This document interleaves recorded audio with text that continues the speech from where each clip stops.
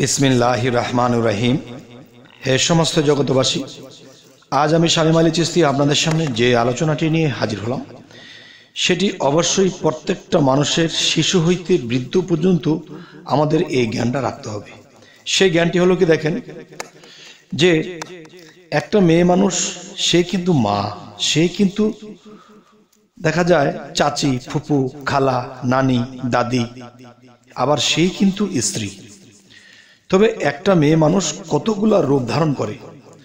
তবে আমি একটা কথা বলবো, এই পৃথিবীতে যত পুরুষ আছে, আর আমি বলবো যে অনেক পুরুষ যারা সাধনা করে আল্লাহর পথে বের হয়ে গেছে, ত্যাগ করে বের হয়ে গেছে, এ হলো একটা ত্যাগী।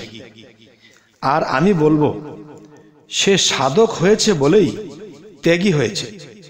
কিন্তু একটা মেয়ে মানুষের দিকে লক্ষ্য করেন, তিনি যদি সাধিকা বা সাধক নাও হয় তবুও কিন্তু সে ত্যাগী।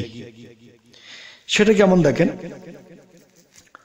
যে একটা মেয়ে মানুষ যখন মায়ের ঘরে জন্ম নেয়, যেই ভিটাতে, যেই ঘরে আর যেই স্থানে তার জন্ম হয়েছে, সে জন্ম হইতে 16, 17, 18 বছর পর্যন্ত সে এখানে লালিত পালিত হয়, বড় হয়।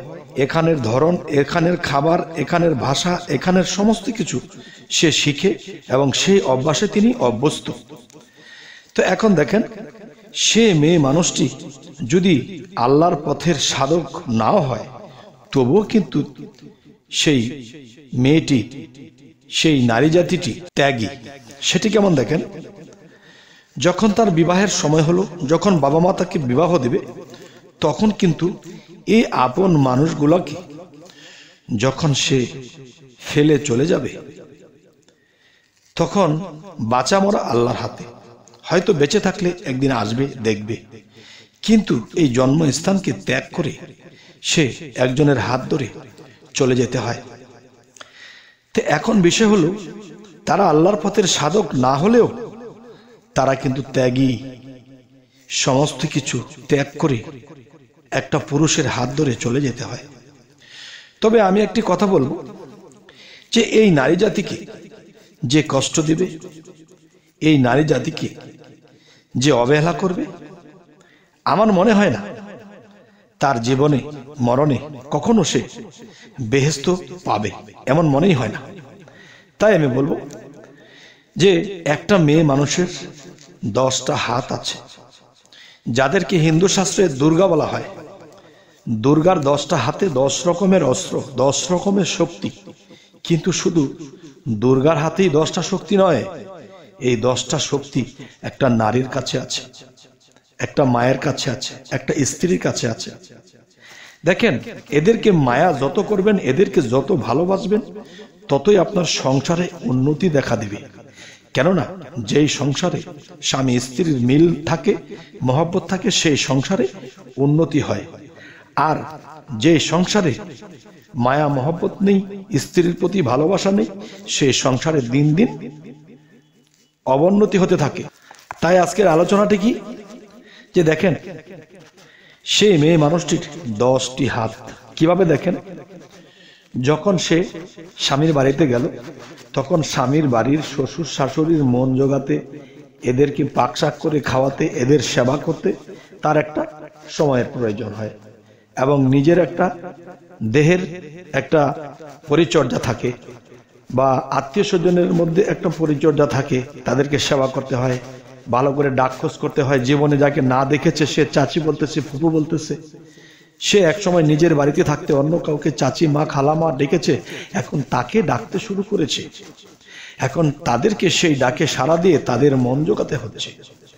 এদিক দিয়ে যখন স্বামী ফিরে আসলো, তখন তাকে সেবা দিচ্ছে, তার কি লাগবে দিচ্ছে, আবার পাকের ঘরে। কিন্তু আমরা কিন্তু একটা মেয়ে মানুষের কাজ দেখি না, যে তারা তো বাসায় বসে থাকে। কিন্তু না, আপনি একদিন মেয়ে মানুষের ডিউটি করবেন, দেখবেন যে আপনি 4 দিন 5 দিন অফিস করলে বা ব্যবসা করলে আপনার যতটুকু কষ্ট হয়, এর চেয়ে 3 গুণ কষ্ট হবে আপনার সংসার ফ্যামিলিতে। দেখবেন সে ছোট বাচ্চাটাকে খাওয়াচ্ছে, গোসল করিয়ে দিচ্ছে, নিজে গোসল করছে, সংসারের কোটাবাটা করছে, আবার আত্মীয় স্বজন আসছে তাদেরকে দেখতেছে। মানে 1 সেকেন্ডের জন্য তার কোনো রেস্ট নেই। কিন্তু আপনি আমি চাকরি করে এসেছি, আরাম করে বসে খেয়ে ঘুমিয়েছি, কিন্তু সে 10টা হাত দিয়ে কাজ করতেছে। যদি গ্রাম দেশের গৃহস্থী হয়, দেখা যাচ্ছে 2টা ছাগল পালে, ওটাকে গুছাইছে, একটা গরুর একটু ঘাস দিয়েছে, গরুর দুধ দহন করতেছে, আবার বাচ্চাটা কাঁদতেছে, তাকে গিয়ে একটু দেখছে, আরেক বাচ্চা বলতেছে মা আমি স্কুলে যাই, তাকে গুছিয়ে দিয়েছে। এবং দেখা যায় সকালে নাস্তা করতে হচ্ছে, যে স্বামী বলতেছে যে আমি নাস্তা দাও, আমি অফিসে চলে যাব বা আমি কাজে বের হব। 10টা হাতে সে কাজ করে। আর এই নারী জাতিকে যারা অবহেলা করবে, যারা এদের উপরে অত্যাচারিত করবে, আমি বলবো তাদের এই দুনিয়াতেও ঠাঁই নেই, পরকালেও তাদের ঠাঁই নেই। তাই আমি বলবো হে সমস্ত জগৎবাসী, যে সেই নারীর মধ্যে যে মায়া শক্তি আল্লাহ দিয়ে দিয়েছে, সেই মায়ায় পড়ে সংসারটাকে সুন্দর করে গুছিয়ে রাখে। যদি স্ত্রী খারাপ হয়ে থাকে তাহলে স্বামীর কারণে, যদি স্ত্রী লোভী হয়ে থাকে স্বামীর কারণে, কারণ সে তাকে যেভাবে ভালোবাসা দেওয়ার কথা ছিল, যেভাবে চালানোর কথা ছিল, সেভাবে তিনি করেননি।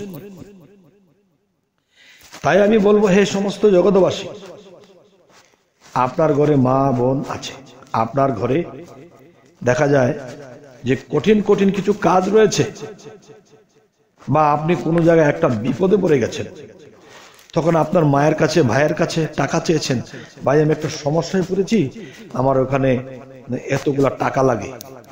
তখন নিজের স্ত্রী কি করেছে, যে আমার স্বামী বিপদে পড়েছে, কারো কাছে পাচ্ছে না, নিজের বাবার বাড়িও গরিব, ওখান থেকে এনে দিতে পারবে না।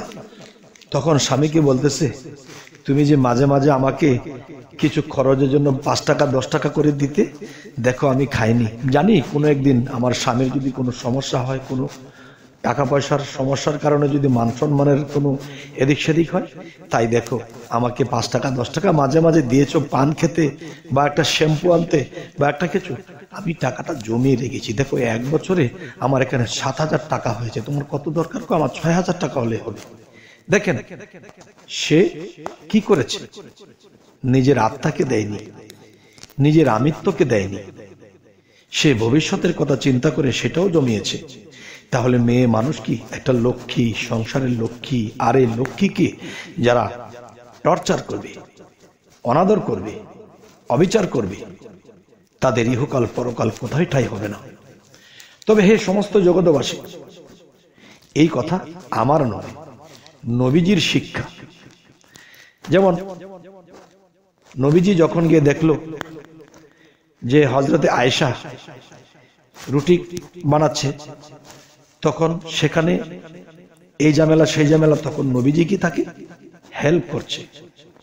আর এটাকে বানানো হয়েছে কি, নবী সুন্নত, নিজের স্ত্রীকে একটু আগিয়ে দিলে বা একটা কিছু ধরে তার সাথে একটু সাথ দিলে, তখন এটাকে সুন্নত বলা হয়। আর আমি বলবো এটা ফরজের মতোই মানা উচিত।